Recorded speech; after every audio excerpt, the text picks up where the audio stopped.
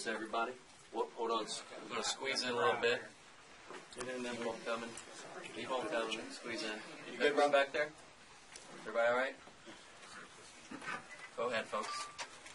How was Chapman this morning? Feeling better, awake and able to communicate, and I guess had a nice little conversation with Bryan Price, which I know he'll fill you in on in a little bit.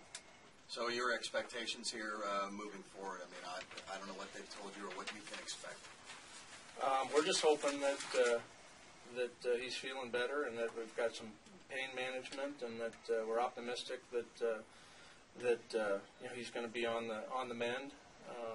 Obviously, just stay in touch and follow the process as we continue to get more familiar with the injury itself and spend as much time as we can letting him know how much support he has and how much we care about him and hopefully see him here pretty soon. Are there further tests planned?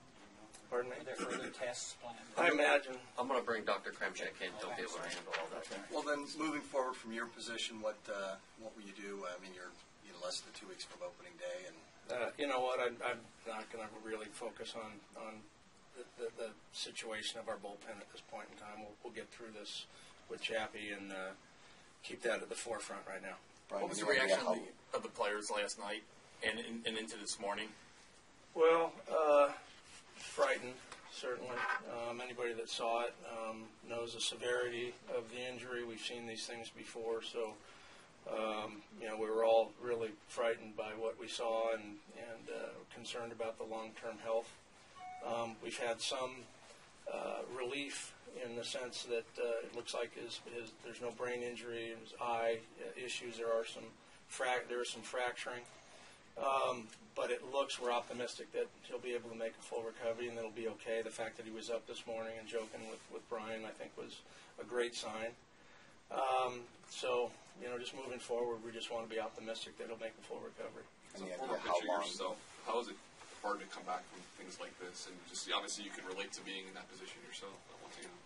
Yeah, I think it's an individual thing. I think when the ball's coming back in a hurry. There's times where a ball gets past you and you realize that you hadn't even had a chance to get your glove up by the time the ball was past you, and so you keep that in mind. But it's not really something that until it happens to you, I think that is really first and at the forefront of your consciousness. After the fact, I think it's an individual basis, and we'll see how he responds. When somebody throws that hard, I saw Billy Wagner here. Does that make it even more a dangerous situation? Well, I think it's dangerous anyway. Regardless of how hard you throw. I mean, trying to defend yourself, at roughly 54, 53 feet from the hitter. And trying to be able to react. Everyone finishes their pitches differently. Not everyone's in perfect fielding position, and even if you are, there's no guarantee that you'll be able to protect yourself when a ball's hit that hard. Brian, I know your thoughts are with Aroldis, but when we know he's okay, the thought of do we need to protect the pitchers more is going to come up. What were your thoughts before this on that, and has your thoughts changed? Well, again, I've seen these things happen before, and you never want to see it. And there's a certain amount of risk in competitive sports, and we're trying to do everything we can to protect our players. I don't know where to go in this regard. I really don't know where to go to make it to protect these guys without changing really the layout of the game. Any idea how long he'll be at the hospital? Not for sure. I would imagine at least another couple of days. Dr. Kremchek might have a better. I'll bring him in here. But all you guys have for Bryan, I know the beat writers need Bryan for a little bit. We'll take care of that later if you don't mind. Okay. I'm going to go get Bryan Pena.